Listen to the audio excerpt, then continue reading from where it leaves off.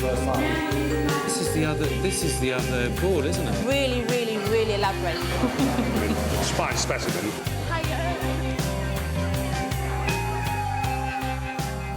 Has everyone got a copy of their study guide? That's okay, you can come in. Has everyone got a copy of their study guide on page 17? I'm going to ask... Well, I'll tell you what, those people who haven't read, can you come and sit over here now, please? That would be easier. An English literature AS level class early in term 1. Could you go and sit? The students are struggling with Jane Austen's Pride and Prejudice. Brilliant.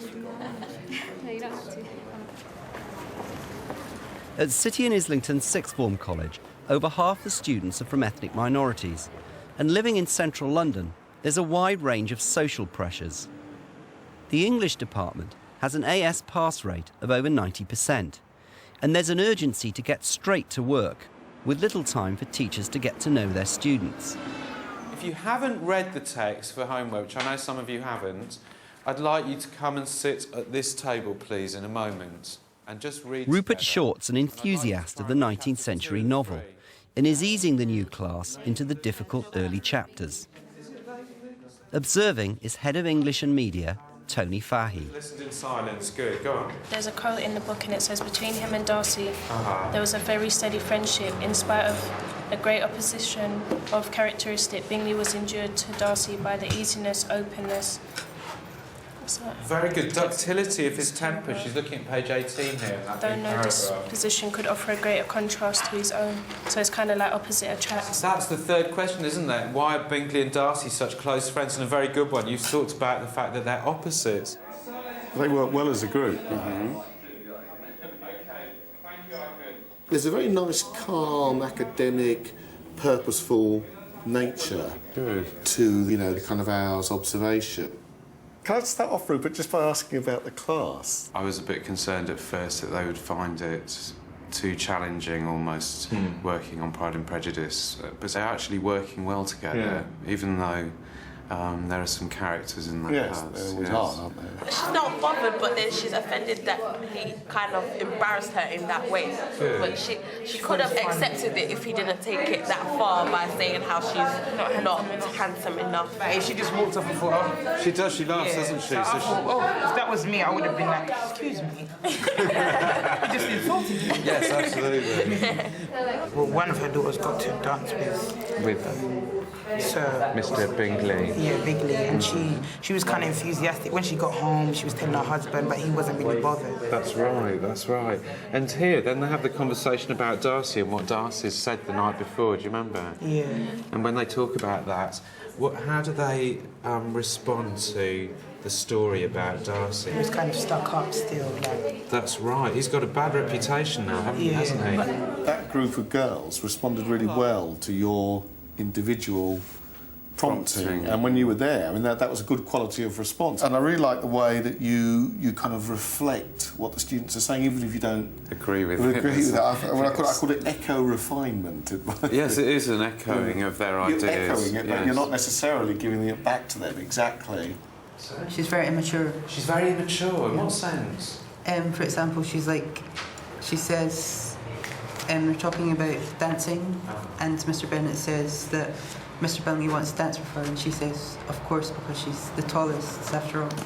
So of course, she's the tallest. Like, I'm not afraid, because I'm the tallest. Yes, that's right. She really loves dancing, doesn't she? What did you make of that chapter, Ashley? Mr. Bingley dances with Jane a lot, and Mr. Darcy insults Elizabeth. How many times did you dance with her? Twice. Why is that an issue? Because she was the first person he danced with again. That's right, and in those days that meant something to dance twice with somebody, didn't it? Good. Kind of wanted to validate more or less whatever they were saying, rather than make them feel they've misread the text, just kind of enhance their understanding. And what's your key quote, Ashley? She is tolerable, but not handsome enough to tempt me. That's a really good quote. She's tolerable, but not handsome enough to tempt me. How does she respond to that comment? She's like, he's horrible anyway. So what's the problem? Very good. But one table is having trouble participating in the lesson. They've not done the reading homework and are trying to catch up. I do not know how he thought of ever making amends for his kindness, or me either. Getting the students to do the reading is Rupert's biggest problem. It is not so pleasant, I can tell These are the non-readers. Yes. The thing that I'm most concerned about, in a way, what will define partly what happens next week is whether they've all managed next week to come doing the reading. This is the thing about literature. Yes. Can we get students to read? Which always sounds balmy. Yes, It yes. is, isn't it? Number one, the first bit of your homework. What's the most important thing that you have to do this week? To read. So I don't want anyone showing up next week who hasn't read. I want you to read up to chapter 16 and including chapter 16. If only one student hasn't done the reading, then that will be fantastic. I'll be really delighted. If there's going to be 8 who haven't done it, or if the numbers grow, then that becomes a real issue because it suggests that they're really struggling with the text. And what will you do? I think if the same students arrive next week without having done the reading, then what I would very often do is to send them to the quiet room in the Learning Resource Centre where they're not allowed to talk, and actually get them to do reading for the first half of the lesson, so that in the second half they can actually contribute, hopefully, and begin really engaging with the text. If anyone's read none of it after 2 weeks, that's a real problem. A few days later, Rupert's decided to get tough with students who failed to complete the reading. But things are worse than he imagined. Let's just see who's done the reading. Put your hand up if you managed to read all of the chapters, 8 to 16. 1, 2 of you, 3 of you, 4 of you, 5, 6, 7, 8. Well done, very good. Who's read 7 of them? Who's up to 15? 1, 2, 3, that's good. 4, well done. 5 chapters. 5. OK. What about 4? 4, 3, 2. Anyone done 1? Anyone done none? And you've done 9, 10, 11, and why don't you two go and read until break time? What chapter? How many of you read? 1, 2. You've done 1 or 2? Oh, I thought you'd done 6. Sorry, did I get that wrong? No, I passed what we done last week, but I haven't gone into. Oh, I see. OK, yes, I could. You go down as well. Good. OK. Yes. What chapter are you up to? Be honest. I'm on chapter 7. You're on chapter 7? Oh, yes, you must go to read. Yes. And where are you up to? 7. 7, OK. The 2 of you go and read. There's 1 here. That's great. Do you want one? Oh, does anyone else need a book? Well, that's quite a lot of people who've had to leave the class to do reading. Obviously, that's a shame because it leaves us with 5, 6, 7, 8, just half of you here today. I don't really understand it. Can I read some again? Where did you get up to? Chapter 12. Oh, you only got up to 12? Yes. Why don't you go as well and read? Yes. OK. And come back at 10:20, please. How did you get on with the extracts themselves? You forgot. He may have lost half the class, but Rupert's determined to re-energise the lesson for the rest. Mr. Darcy can't take his eyes off Elizabeth. She thinks he doesn't like her. That's good, very good. And what about in chapter 11, please? I put, Mr. Darcy still can't take his eyes off Elizabeth. Then I put, Mr. Darcy and Elizabeth sort of have like an arguing conversation, which isn't quite an argument. Is it an unpleasant argument? No, or is it's it... like a conversation argument. It's a conversation argument. It's kind of what, sorry, go on. Flirting. It's a flirting kind of argument. Yes, I think it is perhaps quite flirtatious. You certainly could play it like that, couldn't you? Very good. During the lesson break, the non-readers were to return for a chat. But only I-Coulds turned up. Well, I've had a lot of work lately. I mean, I'm not talking just schoolwork, I mean I work out as well. How are you going to manage, do you think, for the rest of the year? I don't know. You don't know? No, because I mean, I've been asked to do a lot of stuff, and like, you know this the show Sweet Charity coming out? I mean, I've been asked to be like, sort of, lead the band. You know? Do you think you should do Sweet Charity at the moment? I think I should.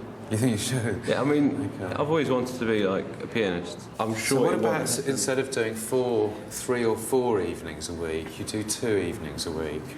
And that will free you up and you won't be as tired and you'll still be earning some money. Do you think that's a way forward? I've been saving my money for so long now, yeah. Because I'm trying to get a grand piano. Right. So like, that's my aim. Right. Okay. Work. What shall we do then? Supposing you can't keep up next term, what should happen? Or can we get a bit of a trial period kind of thing? So trial period to see whether you can keep up. Yeah. And then if I really can't, then I'll have to stop working as much outside. We're all clear about the homework, aren't we? You have the reading. As the lesson draws to a close, the reading problem remains. But Rupert's experience is that being patient with students pays off in the final exams. He's now going to tackle the rest of the non-readers. What's the situation? Tell me. I know you did some catching up this week because you hadn't read any last week, hadn't you? I know, but still, because I had like quite a lot of homework anyway. But it's just that I don't really understand the language. You're finding it difficult. Yeah. It is difficult. I mean, if I read it over and over again, I kind of do get the picture. But it takes. That's why I have to kind of read the chapter like twice to get the really proper get image. it. Yeah. So this week you've really had a good try at reading it. Finally, there's Kaisha, who has an altogether different problem. A quick word, because sorry if that's okay, because you come over here. Yours is a slightly different issue, isn't it? You're suffering time management problems. So, what is it? Because you have a job outside of college or other responsibilities, or other responsibilities? Oh, is it family stuff? Or? Yeah. Right. Is that taking up a lot of your time? Yeah. It is? Yeah. Like hours per day or...? No, it's as soon as I get home, I have to look after the baby, so... Is it your baby? Oh, right. I didn't know you had a baby. That's nice. I have to look after him as soon as I get home, so I try to... Oh, that must be really hard. Yeah, I know, but I'm coping in a way, because Mum gives me an hour to do certain things. Oh, so she looks after the baby and you can get on with your homework and stuff. Well, that's hard. I know that's very difficult. Next week, you just need to get the essay done, so that should just take a couple of hours. Essays no problem with me. Oh, great. Essays are alright. So really, I shouldn't worry too much.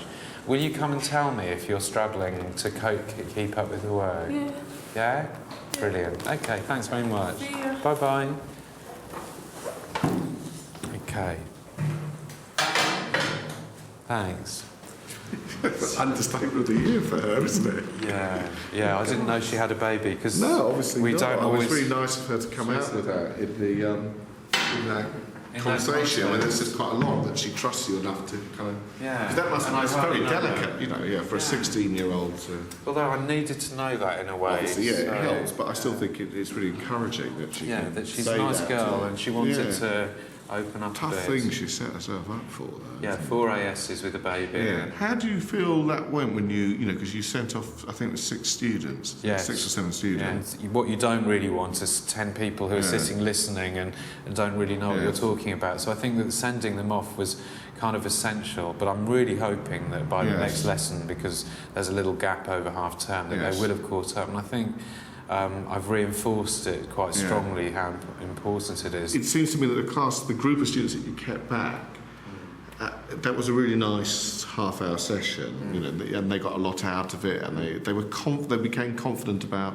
contributing their ideas. It's very important that when students have done the work and they come to class, that they're rewarded for doing the work. I think this class is headed for fairly successful time ahead. I don't feel anxious about them. Good.